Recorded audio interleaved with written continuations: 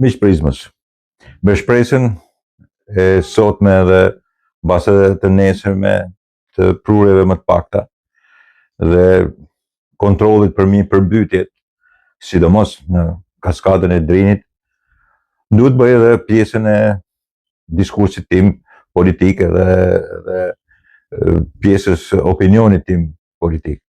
Po gjithmonë duhet ta filloj me këtë narrativ e cila sigurisht e shikon të rrezikshmëria e madhe e përmbytjeve dhe faktori numër 1 të kësaj periudhe. Pak rëndësi kanë se çfarë protestojnë dhe çfarë nxjerrin si opsione politika. Rëndësishme ka që të marret në kontroll kaskada, të marret në kontroll përrejtë dhe lumente ndryshëm, sepse sigurisht prurjet janë të mëdha. Njerëzit e masin me shiun që bie në fushën e Shqipërisë, por nuk llogarisin malet. Shnollët. Sa rreshe bien aty dhe njëkohësisht sa rreshe bore po shkrijen ose po nga një temperaturë e ulët kthimi në një temperaturë 10 gradë, 12 gradë, 15 gradë që shkrijen edhe një pjesë të madhe të borës, edhe ajo kthehet në prurje anësore, prurje rrëkesh, të cilat mbushin lumet, mbushin gjithçka. Shkoda është më e rrezikshme sepse sigurisht ka kirin e tillë, ka liçenin që mbushet me prurjet dhe njëkohësisht Drinin. Për herë të parë është parë në mënyrë të çuditshme fenomeni rrallë, po që ndodh në Shkodër që të futet liçeni brenda. Domethënë Drini nuk lejon liçenin të dalë. Krijohet një vorbull që duket sikur po futet buna, sikur po kthehet mbrapsht. Ka ndodhur edhe herë tjera dhe përmbytjet e tjera. Të shpresojmë për mirë. Në terren janë edhe forcat e emergjencave, për njëkohësisht edhe ushtria dhe forcat e bashkive. Duhen thënë faleminderit në hapjen e kanaleve të ndryshme, të cilat kanë bërë të mundur rrjedhjen e menjëhershme.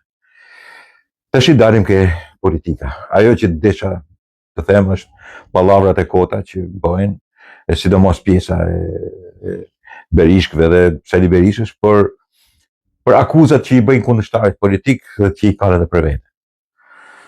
Kur i bëjnë akuzë Belinda Ballukut për të dhënë dorëheqjen sepse është e akuzuar dhe akuzuar nga Spaku, është quajtur person, që me thënë, i cili duhet të heqet imuniteti, po njëta gjë është edhe me Sali Berishën, është i akuzuar me disa akuza.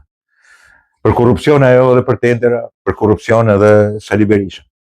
Sali Berisha po hetohet dhe është i akuzuar dhe për 21 janarit. Sali Berisha po akuzohet dhe për pasurimin e fëmijëve të tyre. Ka 3 akuza. Edhe Belinda Balluku ka akuza. Do thoni ju, është në pushtet ajo. Sigurisht ajo është në pushtet, po është deputete, njësoj si Sali Berisha. Edhe Sali Berisha nuk e përmend faktin që socialistët nuk ja hoqën. Ose kërkuan as deshën t'ja heqin imunitetin. Aty deshën ta lënë se ju leverdis. Majorancës ju leverdis shumë. Ju leverdis në mënyrë të jashtëzakonshme, tjetër i bëj dëm. Mos ketë alternativë ky vend. Dhe kjo nuk është një mirësi e madhe për nga ana politike, por që s'mund t'ja kërkosh as majorancës, as socialistëve, as Edi Ramës këtë gjë. Nuk mund t'ja kërkosh. Atë duhet ta bëjë opozita, po opozita këtë mend ka, Sali Berishën mban. Dhe nëse është për të dhënë dorëheqje ajo, që sigurisht sipas meje duhet ta japi dorëheqje, nuk ka pse rri më në atë vend, pavarësisht se u bë një puç i vogël populist nga ana Spakut, u kërkua pezullimi, dhe sigurisht kjo gjë u fut në kalendat e drejtësisë deri në gjykatën kushtetuese. Për mua nuk është e meritueshme tash më që të qëndrojë në atë vend, por nuk është i meritueshëm as Sali Berisha, ka akuzë edhe ai, bile ai është non grata. Ati i lejohet të jetë shefi i opozitës. Është më e rëndësishme të jesh shefi i opozitës se sa të jesh ministri i transporteve. Ka zëvendës kryeministre. Shumë më e rëndësishme. Sepse bën gjithë politikat e alternativat e këtij vendi. Edhe megjithëse i ke akuzat, je i akuzuar, je edhe i pandehur, është i pandehur Sali Berisha, njësoj që deputetja Balluku, këtij ju lejoka, kurse sigurisht asaj nuk i lejohet. Është e njëjta gjë. Po kështu është mësuar Partia Demokratike dhe Sali Berisha. Mos pranoj asgjë, del ke dyert e Spakut dhe akuzon për mafje, akuzon për gjithçka. Dhe pastaj, me akuzat e Spakut, i thot jep dorëheqjen Belinda Ballukut. Janë tipike të Sali Berishës dhe të Berishkëve mbrapa, që dalin aty marrëzirat e tyre, dhe njëkohësisht pastaj mbajnë fjalime nga më të shmendurat e mundshme që mund të mbahen politikisht, sepse sigurisht edhe ata jetojnë edhe mbijetojnë në sajt Sali Berishës. Në qoftë se do të ishte ndryshe, në qoftë se do ishin demokratët, dhe këtu fillon diskursi, se mungojnë demokratët ke Partia Demokratike. Janë demokratikas dhe Berishk. Nuk janë demokratë, demokratët mungojnë. Se po t'ishin demokratët, sigurisht nuk do t'ishte Sali Berisha, po t'ishin demokratët nuk do t'ishin gjithë ata që janë mbas Sali Berishës, drejtues edhe deputet, po t'ishin demokratët, Partia Demokratike do t'ishte në pushtet. Nuk do ishin më.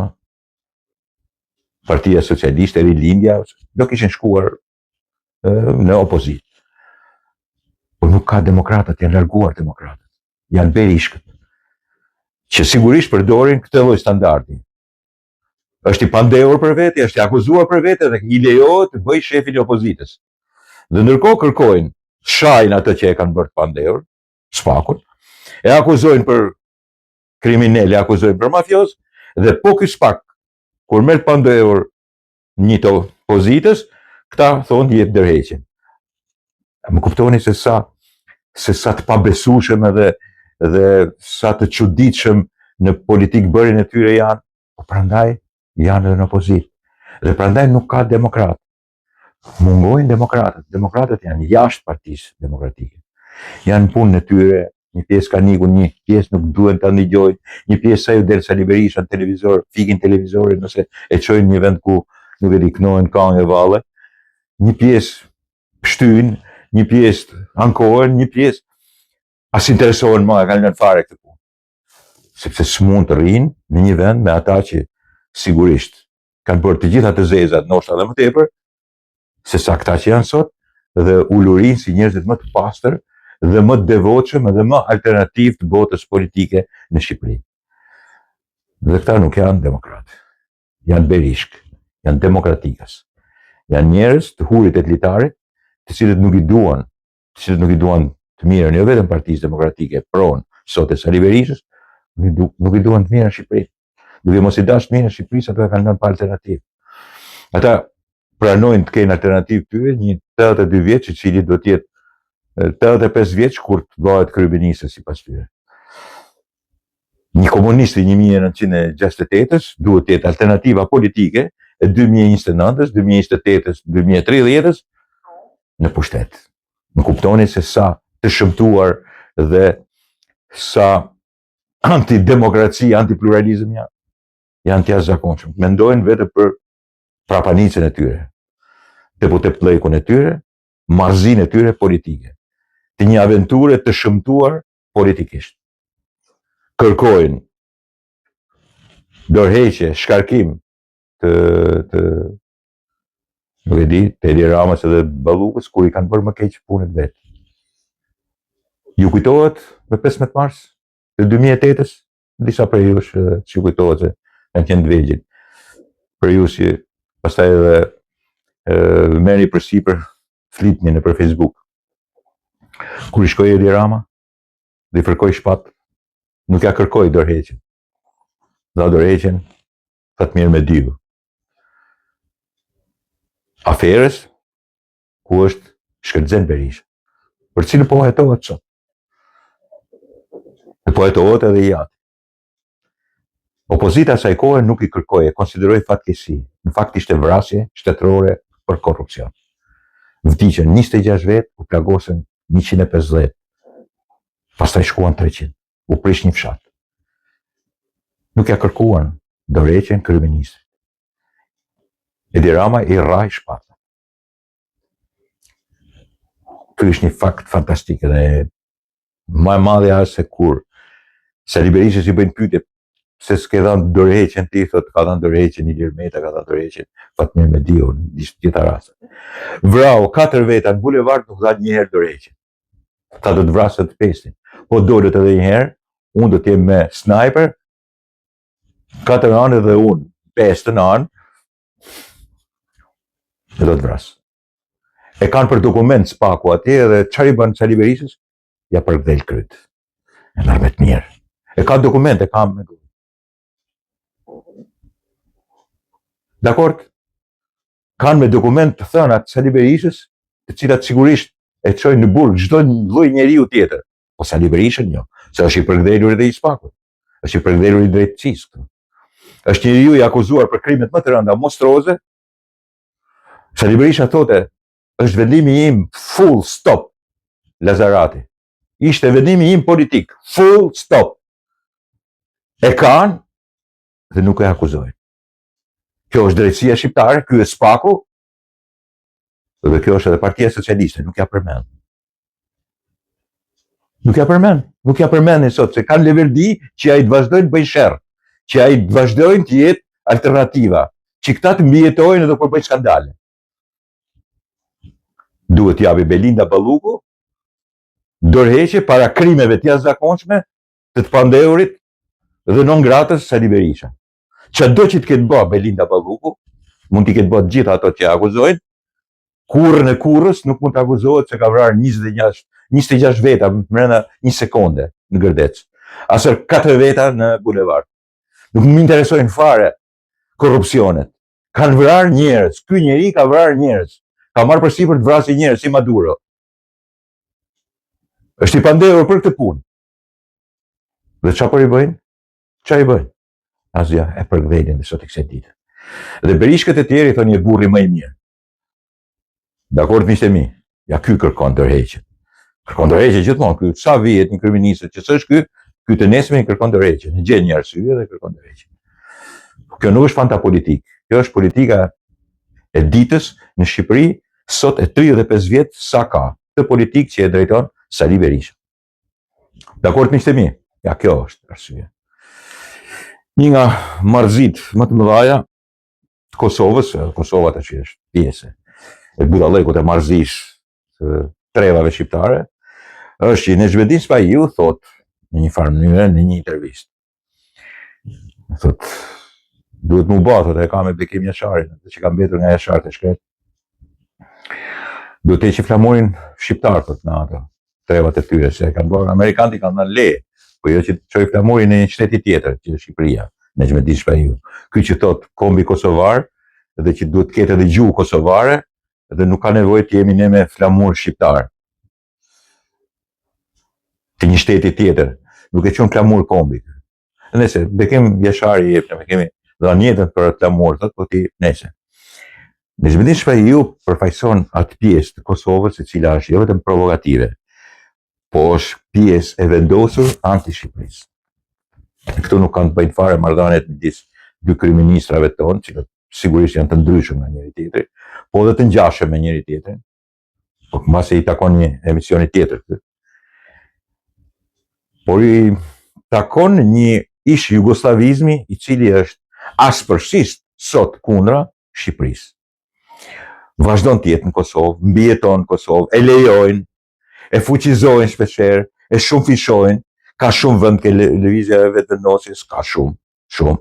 Ka shumë portale, të cilët e mbijetojnë dhe e mbajnë, që është kundra Shqipërisë. Nuk ka problem për Edi Ramën për to. Ata janë kundra Shqipërisë. Edi Rama do ikë ditë, Shqipëria do të jetë. Ata urrejnë Shqipërinë, thellësisht urrejnë Shqipërinë. Nuk e di për çfarë urrejnë, mbase për malet e bukura, për bregdetin e bukur, për natyrën që ka, nuk e di, ndoshta për turizmin, ndoshta për ndryshimin e popullit mesdhetar, nuk e di për çfarë urrejnë, ndoshta për një farë mënyre, nuk e di, ecje përpara, ndoshta për disa zakone që si kanë si ato. Mbase kanë shumë instiktivitet, por problemi për mua që ndron politik. Në ish jugoslavizmin e tyre, ata përfaqësojnë një nga dëmet më të mëdha, siç përfaqësojnë këtu ke ne pjesa e sigurimit të shtetit. Ata njerëz të cilët sigurisht në faj dhe pa faj tyre, të detyruar as pa detyruar, kanë bërë një nga krimet më të mëdha duke zgjatur post-komunizmin në Shqipëri, që vazhdojmë edhe sot e kësaj dite. Në rastin kosovar është post-jugoslavizmi i tyre. Nexhmedin Spahiu dhe shumë të tjerë përfaqësojnë pikërisht këtë rrymë fatkeqe, kriminale, anti-shqiptare, anti-kombit shqiptar. Me formimin e kombit kosovar ata duan të luftojnë një herë për gjithmonë edhe gjuhën shqipe, edhe njësinë tonë kombëtare, ADN-n tonë. Edhe shpiket e ndryshme të tyre, këtë kanë si qëllim. Ky është post-jugoslavizmi i tyre. Kriminal. Mirë po ka vend në çdo televizion të Kosovës, e hapin dur. Disa nuk ja hapin, as dyert, as kamerat. Disa portale patjetër, po edhe bëjnë klikime për to. Dhe sigurisht ka shumë njerëz që urrejnë edhe nuk lejnë gjepat për të, ose nuk lejnë batut pa thënë për të, po praktikisht ai bën punën e vet. Helmon për ditë, derisa shkon të geja sharët, të cilët kanë dhënë jetën për atë lamur, do të hiqë atë lamur, sepse e bën për provokacion.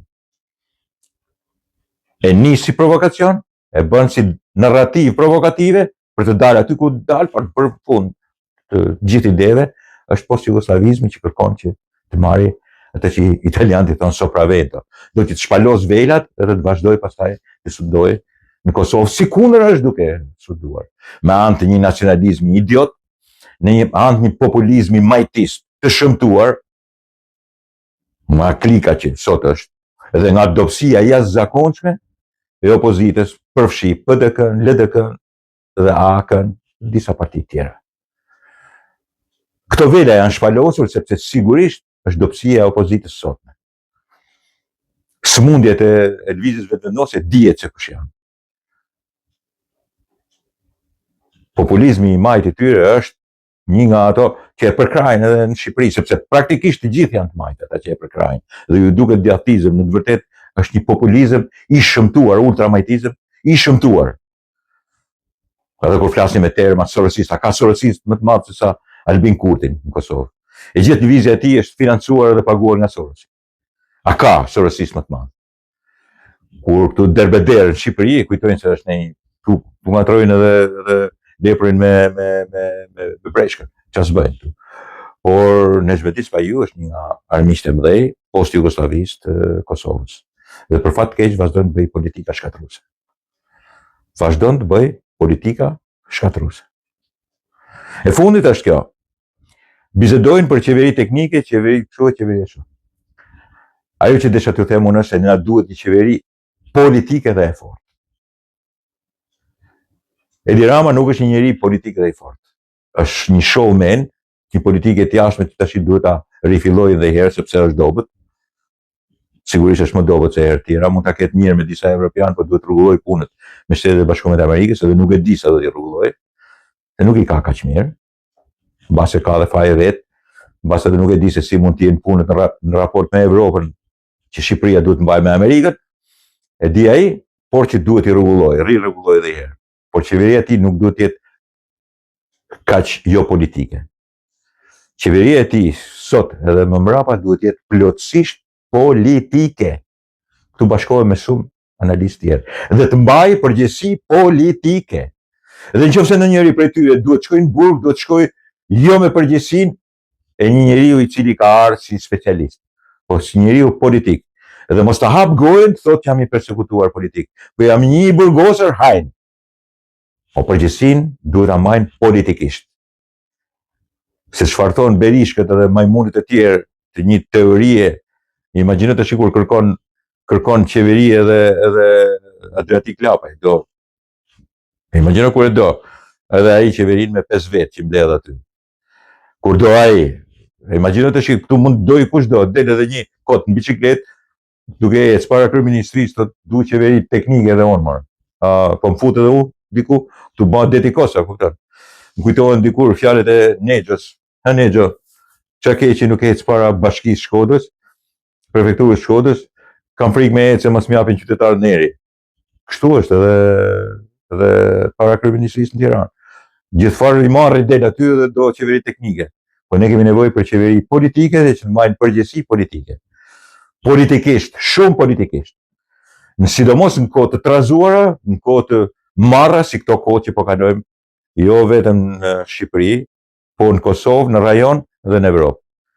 Dakord miqtë e mi, qeveri politike, shumë politike. Natën mirë.